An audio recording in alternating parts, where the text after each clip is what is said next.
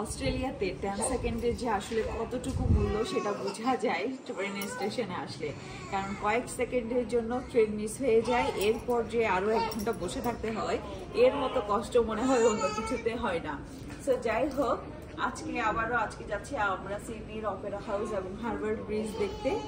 সেখানেই যাব, সেখানের উদ্দেশ্যে আসলে বের হয়েছি, কারণ সেখানে গাড়ি পার্ক করা অনেক কষ্ট। সো ওই জন্য আমরা প্ল্যান করলাম যে পুরো ট্রিপটা আমরা আজকে করবো হচ্ছে ট্রেন স্টেশনে, ট্রেনের মাধ্যমে। সো ট্রেনে আসতে গিয়ে প্রথমে কয়েক সেকেন্ড জাস্ট টাইমলি এসেছি, জাস্ট কয়েক সেকেন্ডের জন্য মিস করে ফেললাম ট্রেনটা। সো দেখা যাক পরবর্তীতে কি হয়। সো যাই হোক, hello everyone, welcome to my another blog. আশা করছি সকলে ভালো আছেন এবং সুস্থ আছেন। আজকে আপনাদের সাথে শেয়ার করবো সিডনিতে অপেরা হাউসে এবং হারবার ব্রিজ ঘুরতে গিয়ে আমরা আসলে কি কি করলাম, কোথায় কোথায় ব্রেক নিলাম, পুরোটাই শেয়ার করবো আজকের ব্লগে। সো দেখতে থাকুন, আশা করছি সকলের ভালো লাগবে এবং শেয়ার করছি যে আজকে আর সারাদিন কি কি হতে যাচ্ছে। সো এই তো অপেক্ষা করছি ট্রেন স্টেশনে, ট্রেন আসবে আরো 1 ঘন্টা পর, এই অপেক্ষা চলছে। এই তো ট্যাপ অন করে ওয়েট করছি প্ল্যাটফর্মে, যেহেতু 1 ঘন্টা ওয়েট করতে হবে, পরবর্তী ট্রেন হচ্ছে 1 ঘন্টা পর। সো এই জন্য আমরা প্ল্যাটফর্মে ওয়েট করছিলাম। তো বাবু সুন্দর করে সেও অনেকক্ষণ কোয়াইট ছিল, আমাদের সাথে ওয়েট করছিল। এরপর অপেক্ষা করতে করতে অপেক্ষার পালা শেষে আমাদের ট্রেন চলে এসেছে। এরপর আমরা ট্রেনে উঠে আমরা একদম সামনের দিকেই ছিলাম এবং আমরা প্রিফার করি আসলে কোয়াইট ক্যারেজে থাকতে, কারণ কোয়াইট ক্যারেজে থাকলে আশেপাশে তেমন কোনো সাউন্ড থাকে না, কথা থাকে না। সো জার্নিটা অনেকটাই ভালো যায়। সো কোয়াইট ক্যারেজে হলেও আমরা কিন্তু হচ্ছে যে নিচে যে বেবি বসার যে জায়গা আছে বা ওল্ডার পিপল বসার যে জায়গাটা আছে, আমরা কিন্তু সেখানে বসেছিলাম এবং আমাদের সাথে খুব সুন্দর একজন আমরা সহযোগী পেয়েছিলাম যে আমাদের সাথেই যাচ্ছিল, কিন্তু তার গন্তব্য হচ্ছে অন্য জায়গায়, বাট অলমোস্ট 1 আওয়ারের মতো সে আমাদের সাথে ট্রাভেল করবে। সো এগুলো নিয়ে কথা হচ্ছিল, সে বাবুর সাথে দুষ্টামি করছিল। তো এক পর্যায়ে অনেকক্ষণ পর বাবু ঈশান টায়ার্ড হয়ে গিয়েছিল, দেখাই যাচ্ছে। তো সে টায়ার্ড হয়ে ঘুমিয়ে পড়লো। এরপর আমরা সুন্দর করে দেখছিলাম, পরিবেশ দেখছিলাম, চারপাশে এত সুন্দর। তো আমরা যখন কথা বলতে বলতে আমাদেরও ক্ষুধা লেগে গিয়েছিল, যেহেতু আমরা স্ন্যাক্স নিয়ে গিয়েছিলাম কিছু। সো আমরা হালকা করে ট্রেনের মধ্যে হচ্ছে কেক এবং কোক নিয়ে খাচ্ছিলাম। তো খেতে খেতে আমরা গল্প করছিলাম এবং আশেপাশে যে ভিউগুলো আছে, খুবই অসাম ভিউ, সেই ভিউগুলো আমরা দেখছিলাম। আসলে মানে দেখতে এতটাই সুন্দর লাগছিল।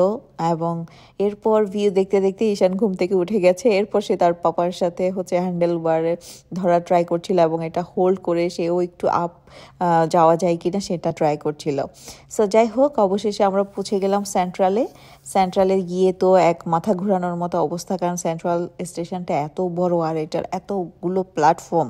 সো অনেক সময় কনফিউজড হয়ে যায়, কোথায় যাব, কোন দিক দিয়ে যাব, কোন দিক দিয়ে ওয়ে থাকবে, সব মিলিয়ে খুবই একটা হজবরল অবস্থা সৃষ্টি হয়ে যায় সেন্ট্রালে গেলে, কারণ এতগুলো মানে প্ল্যাটফর্ম, তাদের প্ল্যাটফর্মও অনেকগুলো এবং সেই সাথে আছে মানে এইখানে না ওখানে, ওখানে না ওখানে, তার উপরে হচ্ছে যে এত কুইক ডিসিশন নিতে হয়, আদারওয়াইজ ট্রেন মিস হয়ে যাবে।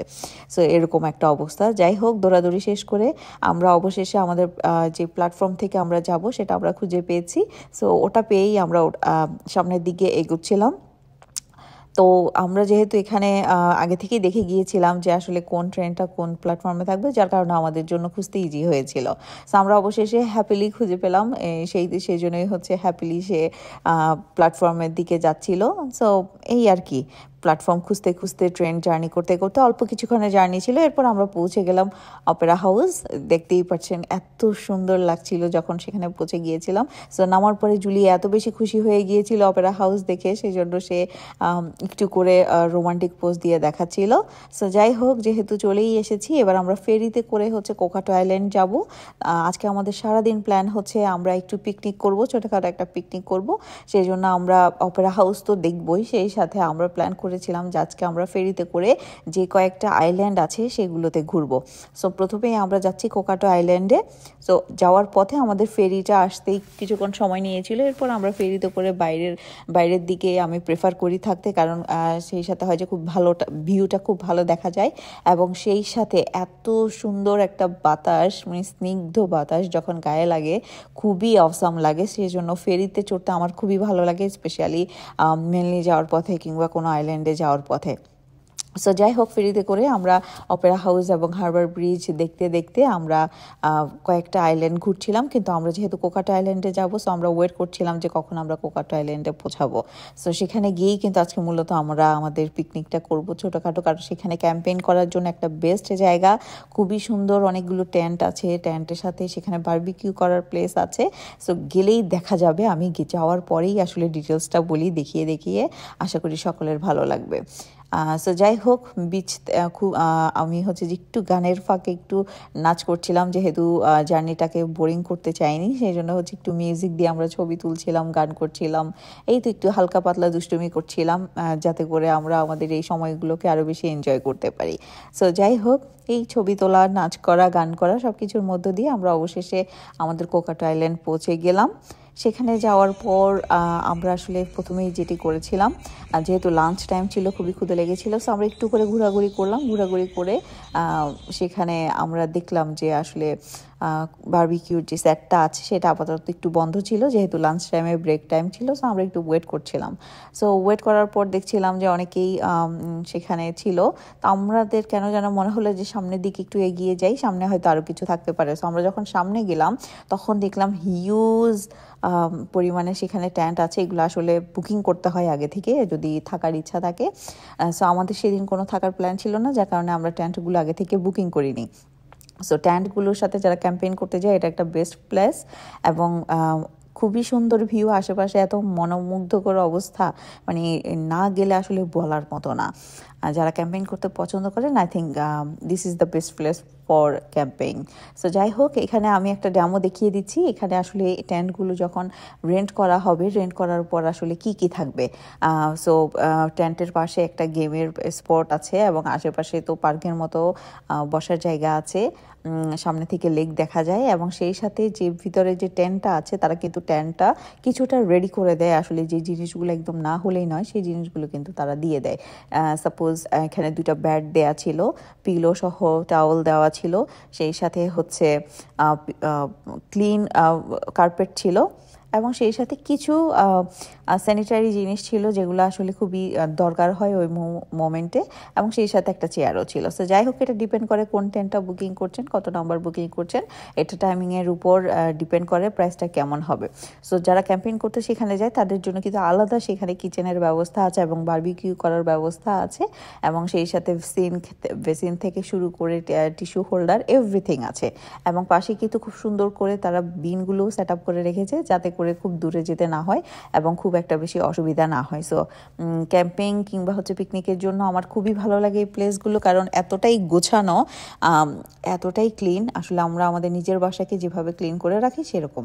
সো যাই হোক, বড় কিচেনটা যেহেতু ওই মোমেন্টে একটু অফ ছিল, যেহেতু লাঞ্চ টাইম ছিল, লাঞ্চ টাইমে ক্লিনিংয়ের জন্য কিছু সময় সেগুলো অফ থাকে, তো আমরা একটু সামনের দিকে গিয়ে দেখলাম যে আরও একটা ছোট কিচেনের মতো আছে, যেখানে মাইক্রোওয়েভ ছিল, ফ্রিজ ছিল, কিছু টেবল চেয়ার ছিল বসার জন্য।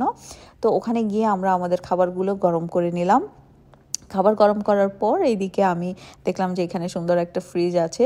সো এই ফ্রিজের মধ্যে আমি আপ অ্যান্ড গো, সেই সাথে হচ্ছে ড্রিঙ্কস, ওয়াটার, এগুলি একটু ঠান্ডা করে নিলাম, যেহেতু ওই দিন ওয়েদারটা অনেক বেশি গরম ছিল, তাই ফ্রিজে দিয়ে ড্রিঙ্কসগুলো, পানিগুলো একটু ঠান্ডা করে নিলাম, যাতে খেতে আরও বেশি ভালো লাগে।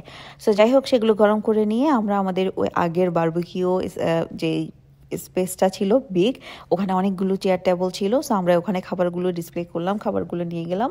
সো আমরা যেহেতু পিকনিক করবো একটা প্ল্যান ছিল, সেই জন্যই মূলত আমি হচ্ছে বিরিয়ানি এবং সাথে সালাদ রান্না করে নিয়ে গিয়েছিলাম শর্টকাটে খাওয়ার জন্য, এবং সেই সাথে প্রাসঙ্গিক যা যা জিনিসগুলো, বেসিক জিনিসগুলো লাগে সেগুলো আমি কিন্তু নিজেই ক্যারি করে নিয়ে গিয়েছিলাম, এবং সেই সাথে কিছু স্ন্যাক্সের জন্য আমি প্রিঙ্গেলস, সেই সাথে ক্রয়শনস, ড্রিঙ্কস, এগুলো নিয়ে গিয়েছিলাম। তো আমরা সুন্দর করে টেবিলের উপর এগুলোকে ডিসপ্লে করলাম, এবং সামনের দিকে টেন্টগুলো দেখছিলাম, সাথে ভিউটা দেখছিলাম, এবং খুবই ভালো লাগছিল। খুবই ওয়েদারটা খুব বেশি গরমও ছিল না, খুব বেশি ঠান্ডাও ছিল না, খুবই পারফেক্ট একটা ওয়েদার ছিল। সো সেখানের মধ্যে আসলে নিজের পরিবারকে নিয়ে পিকনিকের মতো করে খাওয়া দাওয়া করা, একসাথে খাওয়া, আশেপাশের এনভায়রনমেন্ট দেখা, এবং সেই সাথে মনোরম যে পরিবেশ সেটা এনজয় করা, সেটা আসলেই খুবই জোশ ছিল, খুবই অসাম ছিল। সো যাই হোক, খাওয়া দাওয়া শেষ করে আমরা অনেকক্ষণ সেখানে আশেপাশে একটু হাঁটাহাঁটি করলাম, ঘোরাঘুরি করলাম, টেন্টগুলো ঘুরে ঘুরে দেখলাম। সব কিছু ঘুরে টুরে দেখে আমরা আবারও আমাদের নেক্সট ফেরির অপেক্ষায় ছিলাম যে আমরা ফেরিতে করে আবার ব্যাক করব। সো ফেরিতে উঠে আমরা আবার যেহেতু ফেরিটা কয়েকটি আইল্যান্ডের ঘাটে যাবে, সো সেখানে যাচ্ছিল, আর আমরা বাইরে থেকে হচ্ছে বিভিন্ন আইল্যান্ডগুলো অবজার্ভ করছিলাম যে কোনটা আসলে কেমন, নেক্সট টাইম কোথায় আসলে যাওয়া যায় ওরকম প্ল্যান করছিলাম। সো যেহেতু ফেরার সময়ও কিন্তু হারবার ব্রিজের নিচ হয়ে যায়, যার কারণে খুব কাছ থেকে ব্রিজটাকে আসলে দেখা যায়, এবং সেই সাথে অপেরা হাউসটাও কিন্তু খুব কাছে থেকে দেখা যায়, এই আর কি। সো এইভাবেই আমরা মূলত আমাদের হোল ডেটা স্পেন্ড করলাম, সব কিছু দেখলাম, আশেপাশে ঘুরলাম, পিকনিক করলাম। সো এই ছিল আজকের মতোই। আশা করি ভালো লেগেছে। আল্লাহ হাফিজ সবাইকে।